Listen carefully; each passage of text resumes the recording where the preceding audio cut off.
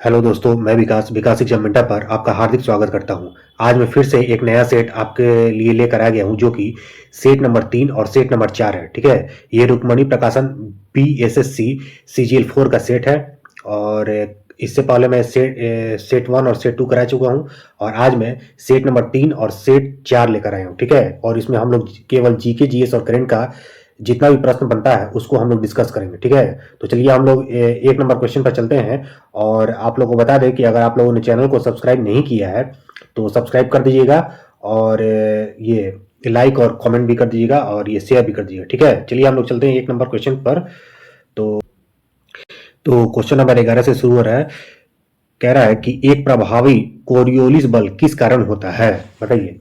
तो 11 का आंसर क्या होगा? तो 11 का आंसर होगा बी, यानी कि पृथ्वी के घूर्णन के कारण होता है। नेक्स्ट 12 नंबर, साल्टोरी कांगड़ी चोटी निम्नलिखित में से किस सीमा पर स्थित है? साल्टोरी कांगड़ी चोटी जो है वो निम्नलिखित में से किस सीमा पर स्थित है? तो 12 का आंसर क्या होगा? 12 का आंसर होगा बी, यानी कि भारत पाक सीमा पर। कहां पर? तो भारत पाक सीमा पर। नेक्स्ट, निम्नलिखित में से किस देश की मृत सागर के साथ भूमि सीमा साझा नहीं है? बताइए, निम्नलिखित में से किस देश की मृत सागर के साथ भूमि साझा नहीं है? तो 13 का आंसर क्या होगा? 13 का आंसर होगा ए, यानी कि लेबनान के साथ। ठीक है, लेबनान के साथ नहीं है तो किसके साथ है? जॉर्डन, फिलिस्तीन और इजराइल, ये तीनों के साथ है। नेक्स्ट, निम्नलिखित में से कौन गर्म जलधारा है? बताइए, कौन गर्म जलधारा है? तो 14 का आंसर क्या होगा? 14 का आंसर होगा डी, यानी कि अल्नीनो। अल्नीनो जो है ये गर्म जलधारा है।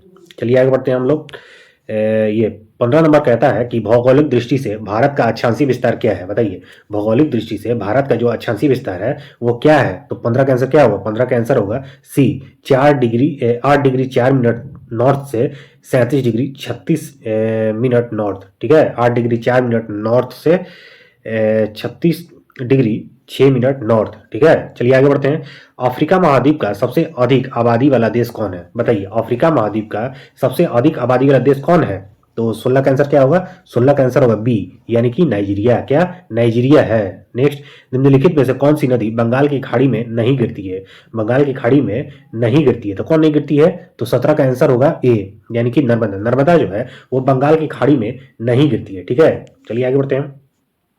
घाना की राजधानी क्या है? बताइए, घाना की राजधानी क्या है? तो 18 का आंसर क्या होगा? 18 का आंसर होगा बी, यानी कि अकरा। अकरा जो है वो घाना की राजधानी है। नेक्स्ट, निम्न में से कौन चाय उत्पादक राज्य नहीं है? बताइए, कौन चाय उत्पादक राज्य नहीं है? तो 19 का आंसर क्या होगा? 19 का आंसर होगा डी, यानी कि राजस्थान। राजस्थान जो है ये चाय उत्पादक राज्य नहीं है। तो चाय उत्पादक राज्य कौन कौन सा है? तो तमिलनाडु, केरल, कर्नाटक। ठीक है। नेक्स्ट 20 नंबर चलते हैं। इसको बोल रहा है कि निम्नलिखित में से कौन जोड़ा सही नहीं है? कौन जोड़ा सही नहीं है? तो 20 का आंसर क्या होगा? 20 का आंसर होगा ए, यानी कि बांदीपुर तमिलनाडु। ये गलत है। ठीक है, बांदीपुर जो है वो तमिलनाडु में नहीं है। और मानस जो है असम में है। रणथंभौर कहाँ है? तो राजस्थान में है। भितरकनिका कहाँ है? तो उड़ीसा में है। ठीक है, चलिए आगे बढ़ते हैं। 3 उम्मीदवारों ने एक चुनाव लड़ा। 3 उम्मीदवार, ये तो मैथ्स का 26 नंबर क्वेश्चन कहता है कि सजीवों में अनेक तत्व या तो मुक्त अवस्था में होता है अथवा यौगिक के रूप में होता है। निम्नलिखित में से एक तत्व सजीव में नहीं पाया जाता है। कौन नहीं पाया जाता? बताइए, 26 का आंसर क्या होगा? तो 26 का आंसर होगा ए, यानी कि सिलिकॉन। सिलिकॉन जो है वो सजीवों में नहीं पाया जाता है। ठीक है। अब 27 नंबर कहता है कि विषम जोड़ा का पहचान करें। ठीक है, विषम जोड़ा का पहचान करना है। तो 27 का आंसर क्या होगा? ए, यानी कि एमाइलोप्लास्ट जो है प्रोटीन कणिकाओं का संग्रहण करता है, जो कि गलत है। ठीक है, गलत है। तो सही क्या है? इलायोप्लास्ट जो है वो तेल अथवा वसा का संग्रहण करता है, जो कि सही है। और क्लोरोप्लास्ट जो है इनमें क्लोरोफिल वर्णक होते हैं, जो कि सही है। और डी, यानी कि क्रोमोप्लास्ट, इसमें क्लोरोफिल के अतिरिक्त अन्य रंगीन वर्णक होते हैं, जो कि सही है। चलिए आगे बढ़ते हैं। 28 नंबर क्वेश्चन कहता है कि पृष्ठीय क्षेत्रफल कौन सी राशि है? बताइए, पृष्ठीय क्षेत्रफल जो है वो कौन सी राशि है? तो 28 का आंसर क्या होगा? बताइए, 28 का आंसर होगा ए, यानी कि अदिश राशि है। पृष्ठीय क्षेत्रफल जो है वो अदिश राशि है। ठीक है, चलिए आगे बढ़ते हैं। यदि एक वस्तु कुछ दूरी चलकर वापस अपने उसी बिंदु पर आ जाती है जहां से वह चली थी, तो क्या होगा? बताइए। तो 29 का आंसर होगा ए, यानी कि औसत वेग शून्य होगा। ठीक है, औसत वेग क्या होगा? तो शून्य होगा। ठीक है। नेक्स्ट, एसटीपी पर 1 मोल ऑक्सीजन गैस बराबर है 1 STP पर 1 मोल ऑक्सीजन गैस बराबर है कितना होता है? तो 30 का आंसर होगा ए। 30 का आंसर क्या होगा? ए, यानी कि 6.022 गुना 10 के पावर 23 ऑक्सीजन अणु के। ठीक है, नेक्स्ट, निम्नलिखित में से कौन सी राशि मात्रक रहित है, मतलब उसका मात्रक नहीं है। ठीक है, उसका मात्रक नहीं है। तो 31 का आंसर क्या होगा? 31 का आंसर होगा सी, यानी कि मोल अंश। मोल अंश का मात्रक नहीं है। चलिए आगे बढ़ते हैं। 42 नंबर क्वेश्चन कहता है कि एशिया के निम्न देशों में से कौन सा देश तेल का सबसे बड़ा उत्पादक देश है? बताइए कौन सा सबसे बड़ा उत्पादक देश है? तो 42 का आंसर होगा ए, यानी कि सऊदी अरब। कौन? सऊदी अरब। नेक्स्ट, 43 नंबर क्वेश्चन कहता है कि निम्न खनिजों में से किस खनिज के उत्पादन में भारत विश्व में अग्रणी है? भारत जो है विश्व में अग्रणी है। तो 43 का आंसर क्या होगा? 43 का आंसर होगा ए। 43 का आंसर क्या होगा? ए, यानी कि चादरी अब्रक। चादरी अब्रक में भारत अग्रणी राज्य, अग्रणी देश है। ठीक है, नेक्स्ट, 2011 की जनगणना के अनुसार निम्नलिखित में से किस धार्मिक समूह में सर्वाधिक साक्षरता दर दर्ज की गई है? तो 44 का आंसर क्या होगा? 44 का आंसर होगा डी, यानी कि जैन धर्म में। ठीक है, जैन धर्म में। नेक्स्ट, निम्नलिखित में से कौन सा विकल्प सही ढंग से सुमेलित नहीं है? बताइए, सही ढंग से सुमेलित नहीं है। तो 45 का आंसर क्या होगा? 45 का आंसर होगा डी, यानी कि जबलपुर और झेलम नदी, ये सही नहीं है। ठीक है, सही कौन है? तो उज्जैन जो है वो क्षिप्रा नदी के तट पर है, और लखनऊ जो है वो गोमती नदी के तट पर है, और सूरत जो है वो ताप्ती नदी के तट पर है। नेक्स्ट, भारतीय संविधान की दूसरी अनुसूची इनमें से किससे संबंधित है? भारतीय संविधान की जो दूसरी अनुसूची है इसमें इनमें से किससे संबंधित है? तो 46 का आंसर क्या होगा? सी होगा, यानी कि राष्ट्रपति, राज्यपाल, मुख्य न्यायाधीश, उच्च न्यायालय और उच्चतम न्यायालय के न्यायाधीशों का वेतन। नेक्स्ट, भारतीय संविधान का अनुच्छेद 20 किससे संबंधित है? बताइए, अनुच्छेद 20 जो है वो किससे संबंधित है? तो 47 का आंसर होगा बी, यानी कि दोष सिद्धि के संदर्भ में संरक्षण से। दोष सिद्धि के संबंध में संरक्षण से। ठीक है, नेक्स्ट, 48 नंबर, की संशोधन ने संसद और राज्य विधानमंडल पर माल और सेवा कर को नियंत्रित करने वाले कानून बनाने के लिए एक साथ शक्ति प्रदान किया। तो 48 का आंसर क्या होगा? 48 का आंसर होगा डी, यानी कि 122वां संविधान संशोधन 2014 में, 122वां संविधान संशोधन 2014 में हुआ था। नेक्स्ट, उन मौलिक अधिकारों का चयन करें जो भारतीय नागरिकों को प्राप्त है परंतु गैर नागरिकों को प्राप्त नहीं है। तो 49 का आंसर क्या होगा? 49 का आंसर होगा ए, यानी कि 1 और 3। 1 और 3, भाषण एवं अभिव्यक्ति की स्वतंत्रता और अल्पसंख्यकों के अधिकार। अल्पसंख्यकों का अधिकार ये किसको प्राप्त है? तो भारतीय नागरिकों को प्राप्त है। ठीक है, आगे बढ़ते हैं। पंचायती राज संस्थाओं को 29 कार्यों की सूची किस अनुच्छेद के तहत दी गई है? बताइए, 29 कार्यों की सूची किस अनुच्छेद के तहत दी गई है? तो 50 का आंसर होगा डी, यानी कि अनुच्छेद 243 के जी के तहत। अनुच्छेद 243 के जी के तहत। नेक्स्ट, निम्न में से कौन सा कथन गलत है? बताइए, कौन सा कथन गलत है? तो 51 का आंसर क्या होगा? 51 का आंसर होगा सी, यानी कि राज्यपाल राज्य की विधान परिषद को भंग कर सकता है। राज्यपाल जो है राज्य की विधान परिषद को भंग कर सकता है, जो कि गलत है। ठीक है, सही क्या है? ए, बी और डी, यानी कि राज्यपाल राज्य की विधान परिषद को स्थगित कर सकता है, सही है। और राज्यपाल राज्य की विधान सभा को स्थगन कर सकता है, जो कि सही है। और राज्यपाल राज्य की विधानसभा को भंग कर सकता है, जो कि सही है। नेक्स्ट, आगे बढ़ते हैं। 57 नंबर क्वेश्चन कहता है कि तरंग दैर्ध्य का कौन सा परास प्रकाश संश्लेषित दृष्टि से सक्रिय विकिरण है? कौन सा है? तो 57 का आंसर क्या होगा? 57 का आंसर होगा सी, यानी कि 400 से 700। कितना? 400 से 700। नेक्स्ट, वायवीय जीवों में श्वसन का अंतिम इलेक्ट्रॉन ग्राही कौन सा है? अंतिम इलेक्ट्रॉन ग्राही कौन सा है? तो 58 का आंसर क्या होगा? 58 का आंसर होगा बी, यानी कि ऑक्सीजन। क्या होगा? तो ऑक्सीजन होगा। नेक्स्ट, 59 नंबर क्वेश्चन कहता है कि सूर्य के द्वारा गर्म होने पर भी पहाड़ों पर बर्फ कभी एक साथ नहीं पिघलते हैं। सूर्य द्वारा गर्म होने पर भी पहाड़ों पर बर्फ कभी एक साथ नहीं पिघलते हैं। क्यों? इसका कारण क्या है? तो इसका कारण है 59 का आंसर होगा सी, इसकी विशिष्ट ऊष्मा धारिता कम होती है। इसकी विशिष्ट ऊष्मा धारिता जो है वो कम होती है। नेक्स्ट, घटना जो ध्वनि तरंगों में नहीं है। घटना जो ध्वनि तरंगों में नहीं है। तो 60 का आंसर क्या होगा? डी होगा, यानी कि ध्रुवण। ठीक है, ध्रुवण नहीं है। तो क्या क्या है? परावर्तन है, विवर्तन है और व्यतिकरण है। ठीक है, चलिए आगे बढ़ते हैं। 61 नंबर क्वेश्चन कहता है कि निम्नलिखित में से कौन सा विन्यास तलस्थ अवस्था में परमाणु के इलेक्ट्रॉनिक विन्यास को नहीं दर्शाता है? नहीं दर्शाता है। तो 61 का आंसर क्या होगा? 61 का आंसर होगा बी। 61 का आंसर होगा B, 1s2, 2s2, 2p6, 3s2 और 3p6, 3d9, 4s2। ठीक है, चलिए आगे बढ़ते हैं। निम्नलिखित में से कौन से योग बहुलक है? बताइए, निम्नलिखित में से कौन से योग बहुलक है? तो 62 का आंसर क्या होगा? 62 का आंसर होगा सी, यानी कि ऑर्लॉन। क्या? ऑर्लॉन। नेक्स्ट आगे बढ़ते हैं। 73 नंबर क्वेश्चन कहता है कि भारत के संविधान का कौन सा अनुच्छेद भारतीय निर्वाचन आयोग की स्थापना से संबंधित है? बताइए, भारतीय निर्वाचन आयोग की स्थापना से संबंधित कौन है? तो 73 का आंसर क्या होगा? 73 का आंसर होगा ए, यानी कि अनुच्छेद 324। अनुच्छेद 324। नेक्स्ट, निम्नलिखित में से कौन सा कथन सही है? बताइए, सही कौन है? तो 74 का आंसर क्या होगा? 74 का आंसर होगा बी, यानी कि 1975 में आपातकाल के समय इंदिरा गांधी भारत की प्रधानमंत्री थी, जो कि सही है। आगे बढ़ते हैं। नील विद्रोह किसके बारे में था? बताइए, नील विद्रोह जो था वो किसके बारे में था? तो 75 का आंसर क्या होगा? सी, यानी कि रैयत नील की खेती नहीं करना चाह रहे थे, पर उनसे एक अमान्य मूल्य पर जबरदस्ती करवाई जा रही थी। ठीक है, जबरदस्ती करवाई जा रही थी। नेक्स्ट, 76 नंबर, भारतीय स्वतंत्रता संग्राम के दौरान हुई निम्नलिखित घटनाओं को कालानुक्रम में व्यवस्थित करें। तो 76 का आंसर क्या होगा? 76 का आंसर होगा 76 का आंसर होगा सी, यानी कि 1 2 3 4, यानी कि सभी सही है। तो नमक सत्याग्रह, सॉरी, इसको क्रम में लगाना है, इसको क्रम में लगाना है, तो पहले 2 आएगा, यानी कि जालियांवाला बाग, उसके बाद 4 नंबर असहयोग आंदोलन, और उसके बाद 1 नंबर यानी कि नमक सत्याग्रह, और उसके बाद 3 नंबर यानी कि भारत छोड़ो आंदोलन। चलिए आगे बढ़ते हैं। निम्नलिखित में से कौन सा कथन सही है? तो 77 का आंसर क्या होगा? 77 का आंसर होगा बी, यानी कि बाल विवाह निरोध अधिनियम सन 1929 में पारित किया गया था, जो कि सही है। नेक्स्ट, सिंधु घाटी को सोनार घाटी से जोड़ने वाली शाही सड़क का निर्माण किसने किया था? तो 78 का आंसर क्या होगा? 78 का आंसर होगा डी, यानी कि शेरशाह सूरी ने। किसने? शेरशाह सूरी ने।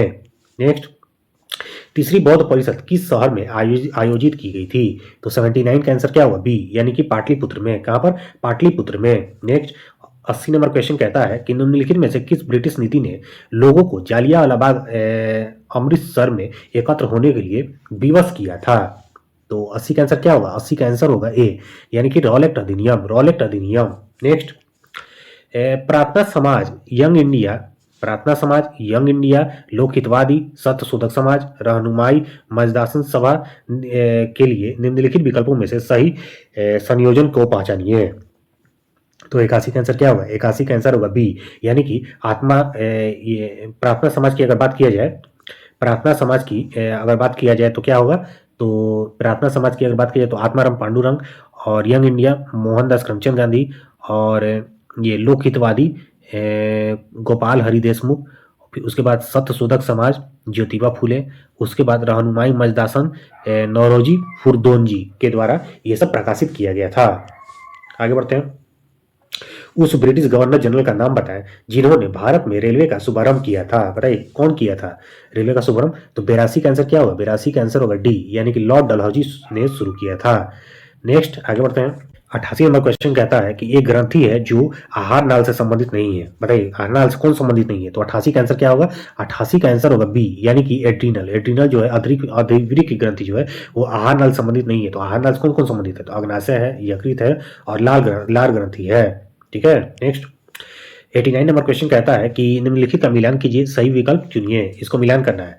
तो 89 का आंसर क्या होगा? 89 का आंसर होगा बी, यानी कि ए का 1, यानी कि आर्द्र क्यूटिकल, केंचुआ जो है आर्द्र क्यूटिकल से संबंधित है, और बी का 4, यानी कि जलीय कीट जो है वो श्वास नली से सांस लेते हैं, और मछलियां जो है वो क्लोम से संबंधित है, और पक्षी या सरीसृप जो है वो फेफड़े से संबंधित है। ठीक है, फेफड़े से संबंधित है। नेक्स्ट, रैम्सडेन नेत्रिका के दौरान रैम्सडेन नेत्रिका के दोनों लेंसों की फोकस दूरी f है, तो वे लेंस कितनी दूरी पर रख सकते हैं? ठीक है, तो 90 का आंसर क्या होगा? तो 90 का आंसर होगा सी, यानी कि 2/3f। कितना? 2/3f पर रख सकते हैं। ठीक है, चलिए आगे बढ़ते हैं। निम्नलिखित में से जो सही रूप में सुमेलित नहीं है वह क्या है? बताइए, वो कौन है जो सही रूप में सुमेलित नहीं है? तो 91 का आंसर क्या होगा? 91 का आंसर होगा सी, यानी कि हाल प्रभाव। हाल प्रभाव जो है वो कार्य फलन, ये सही नहीं है। ये सही नहीं है, तो सही क्या है? ए, बी और डी, यानी कि रमन प्रभाव प्रकाश का प्रकीर्णन से संबंधित है, थॉमसन प्रभाव जो है ताप वैद्युत से संबंधित है, और प्रकाशिक विद्युत प्रभाव जो प्रकाश का क्वांटम सिद्धांत से संबंधित है। आगे बढ़ते हैं। पायस को किस प्रकार तोड़ा नहीं जा सकता है? पायस को किस प्रकार तोड़ा नहीं जा सकता है? तो 92 का आंसर क्या होगा? 92 का आंसर होगा बी, यानी कि परिक्षेपण माध्यम की अधिक मात्रा मिलाकर, परिक्षेपण माध्यम की अधिक मात्रा मिलाकर तोड़ा नहीं जा सकता है। ठीक है, नेक्स्ट 103 नंबर क्वेश्चन कहता है कि तिरंगे को राष्ट्रध्वज के रूप में कब स्वीकार किया गया था? तो 103 का आंसर क्या होगा? 103 का आंसर होगा ए, यानी कि लाहौर का कांग्रेस अधिवेशन 1929 में, लाहौर का कांग्रेस अधिवेशन 1929। नेक्स्ट, इसमें से किसे भारत के मार्टिन लूथर किंग के रूप में जाना जाता है? तो 104 का आंसर क्या होगा? 104 का आंसर होगा सी, यानी कि दयानंद सरस्वती को। किसको? दयानंद सरस्वती को। नेक्स्ट, लक्षद्वीप में शाखा खोलने वाला पहला निजी बैंक कौन है? बताइए, पहला निजी बैंक कौन है जो लक्षद्वीप में अपना शाखा खोला है? तो 105 का आंसर क्या होगा? 105 का आंसर होगा सी, एचडीएफसी बैंक। नेक्स्ट, जुलाई 2025 तक भारत में कुल कितने बाघ अभयारण्य है? तो 106 का आंसर क्या होगा? 106 का आंसर होगा डी, यानी कि 58। कितना? 58 है। नेक्स्ट, अंतर्राष्ट्रीय सौर गठबंधन का 107वां सदस्य देश कौन बन गया है? तो 107 का आंसर क्या होगा? बी होगा, यानी कि मालडोवा। कौन? मालडोवा। आगे बढ़ते हैं। उत्तर प्रदेश की पिंक ई रिक्शा ड्राइवर आरती को किस देश में महिला सशक्तिकरण से संबंधित रॉयल अवार्ड से सम्मानित किया गया है? तो 108 का आंसर क्या होगा? 108 का आंसर होगा ए, यानी कि इंग्लैंड में। कहां पर? इंग्लैंड में। नेक्स्ट, 2024 में फीफा सर्वश्रेष्ठ महिला खिलाड़ी का पुरस्कार किसने जीता है? तो 109 का आंसर क्या होगा? 109 का आंसर होगा बी, यानी कि एटाना बोनामाटी। कौन? एटाना बोनामाटी। नेक्स्ट, किस राज्य सरकार ने दीदी की लाइब्रेरी परियोजना की घोषणा की है? तो किसने शुरू किया है? तो 110 का आंसर होगा डी, यानी कि बिहार ने। दीदी की लाइब्रेरी कौन शुरू किया है? तो बिहार शुरू किया है। नेक्स्ट, विश्व जनसंख्या दिवस कब मनाया जाता है? तो 111 का आंसर क्या होगा? सी होगा, यानी कि 11 जुलाई को। कब? 11 जुलाई को। नेक्स्ट, किसने 2025 फ्रेंच ओपन महिला टेनिस एकल खिताब जीता है? तो 112 का आंसर क्या होगा? डी, यानी कि कोको गॉफ ने जीता है। नेक्स्ट, आगे बढ़ते हैं। 118 नंबर, प्रत्येक हृदय चक्र के दौरान क्या होता है? बताइए, प्रत्येक हृदय चक्र के दौरान क्या होता है? तो 118 का आंसर होगा ए, दाएं और बाएं नीलेयों के द्वारा पंप किए गए रुधिर की मात्रा समान होती है। नेक्स्ट, निम्नलिखित में से किसी एक पदार्थ का निष्कासन हमारे शरीर में फेफड़ों के द्वारा बहुत बड़ी मात्रा में किया जाता है। तो 119 का आंसर क्या होगा? 119 का आंसर होगा सी, कार्बन डाइऑक्साइड और H2O, यानी कि जल। कार्बन डाइऑक्साइड और जल। ठीक है, नेक्स्ट आगे बढ़ते हैं। 120 नंबर क्वेश्चन कहता है कि किसी वैद्युत चुंबकीय तरंग की आवृत्ति हवा में n है। यदि यह तरंग म्यू अपवर्तनांक वाले माध्यम में प्रवेश करती है तब आवृत्ति का मान क्या होगा? बताइए। तो 120 का आंसर क्या होगा? 120 का आंसर होगा डी, यानी कि n। 120 का आंसर क्या होगा? डी, यानी कि n। नेक्स्ट, निम्नलिखित में से कौन सा विकल्प सही है? कौन सा विकल्प सही है? तो 121 का आंसर क्या होगा? बी, यानी कि साबुन के मिसेल किसी विशेष सांद्रता के बाद बनते हैं। साबुन के जो मिसेल हैं किसी विशेष सांद्रता के बाद बनते हैं, ये सही है। आगे नेक्स्ट आगे बढ़ते हैं। 132 नंबर क्वेश्चन कहता है कि पेटीएम का गैर कार्यकारी स्वतंत्र निदेशक किसे नियुक्त किया गया है? पेटीएम का गैर कार्यकारी स्वतंत्र निदेशक किसे नियुक्त किया गया है? तो 132 का आंसर होगा बी, यानी कि राजीव अग्रवाल को। किसको? राजीव अग्रवाल को। Next, times tyre education Asia university ranking 2025 में भारत के किस विश्वविद्यालय ने भारतीय संस्था में शीर्ष स्थान प्राप्त किया है? तो 133 का आंसर क्या होगा? 133 का आंसर होगा ए, भारतीय विज्ञान संस्थान IISc, यानी कि भारतीय विज्ञान संस्थान। नेक्स्ट, खरोष्ठी लिपि भारत के किस क्षेत्र में प्रचलित है? बताइए, खरोष्ठी जो है कि भारत के किस क्षेत्र में प्रचलित है? तो 134 का आंसर होगा डी, यानी कि पश्चिमोत्तर क्षेत्र में। नेक्स्ट, स्वतंत्रता के बाद भारत ने कब अपनी पहली पंचवर्षीय योजना शुरू की थी? कब? तो 135 का आंसर होगा डी, यानी कि 1951 में। कब? 1951 में। नेक्स्ट, आरबीआई के अनुसार 1980 में, कब? तो 1980 के दशक में भारत की जीडीपी में सेवा क्षेत्र की हिस्सेदारी कितनी प्रतिशत थी? तो 136 का आंसर क्या होगा? ए, यानी कि 38.6%। कितना? 38.6%। नेक्स्ट, निम्नलिखित में से कौन सा मामला आपराधिक कानून नहीं है? आपराधिक कानून जो है वह नहीं है। तो 137 का आंसर क्या होगा? 137 का आंसर होगा ए, यानी कि तलाक का मामला।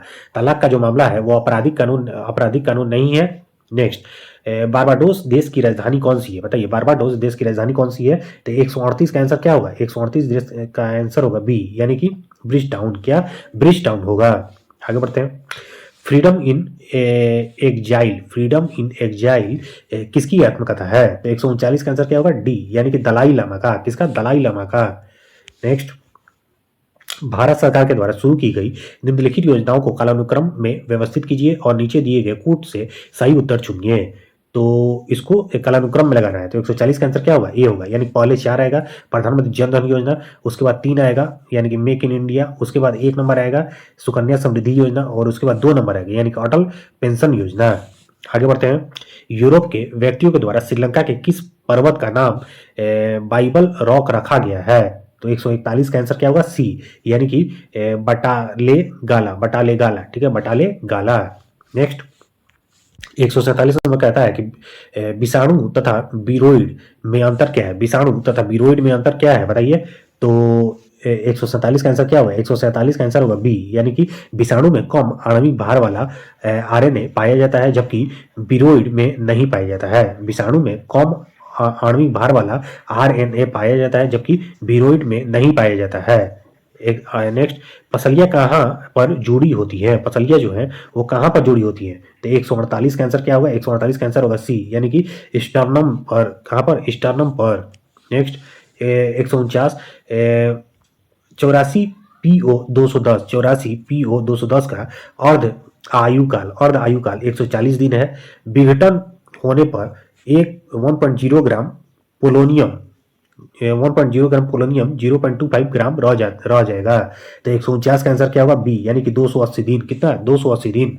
नेक्स्ट एंड इसका लास्ट क्वेश्चन, उत्प्रेरक परिवर्तित करते हैं। उत्प्रेरक जो है वो परिवर्तित करते हैं, किसको परिवर्तित करते हैं?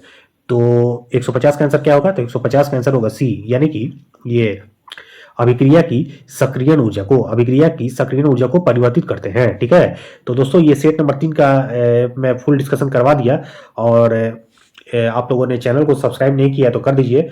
और चलिए हम लोग आगे अब नेक्स्ट सेट की ओर